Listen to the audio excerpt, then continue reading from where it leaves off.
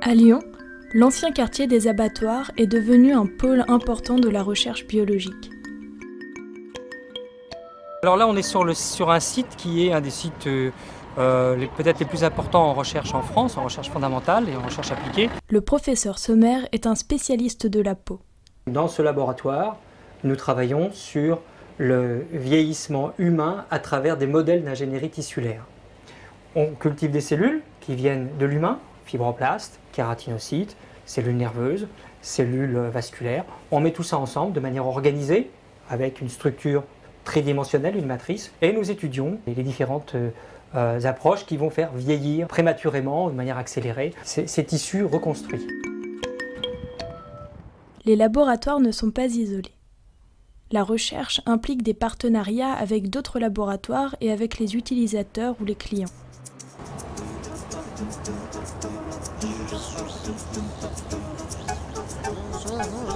Donc on est dans une salle de culture de cellules humaines. On est donc à l'interface entre la recherche, le développement et l'application clinique. Et c'est tout l'art qui a été développé dans ce laboratoire, d'obtenir au bout de 2 mois une peau reconstruite qui représente, pas tout, mais une partie des propriétés de la peau humaine. C'est des cellules humaines de la peau qu'on extrait des biopsies de peau humaine. On les extrait, on les amplifie, on constitue des banques de cellules. Pour le moment, on prend les cellules qui viennent du tissu que l'on veut reconstruire. Mais on envisage de partir de cellules souches. On peut orienter pour faire des dents, de l'os, de la peau, des nerfs. Nous travaillons en grande collaboration avec le chirurgien des Grands Brûlés qui nous demande donc une surface définie et nous devons être prêts donc pour le jour de la greffe.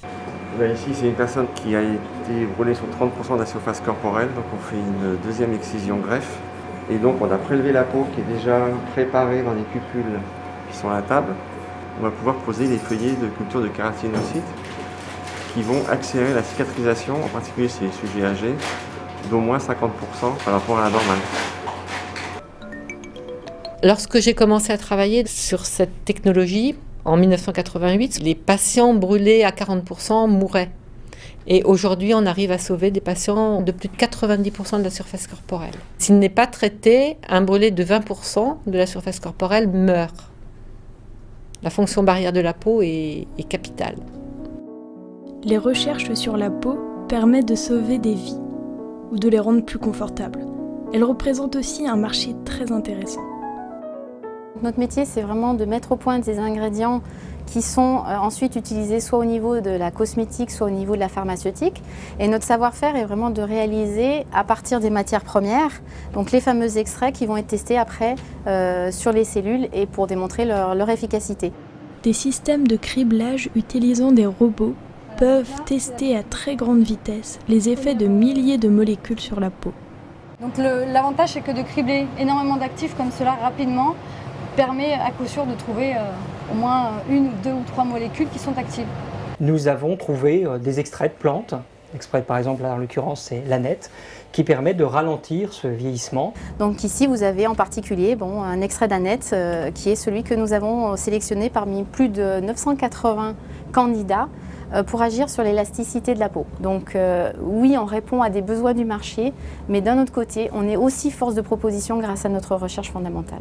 Il y a un contrat qui se fait entre les établissements publics, encore une fois CNRS, Université, INSERM, avec un retour sur investissement pour aussi bien l'industriel que le laboratoire académique.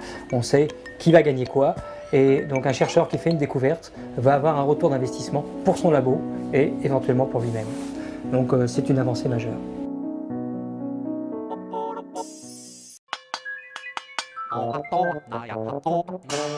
YouTube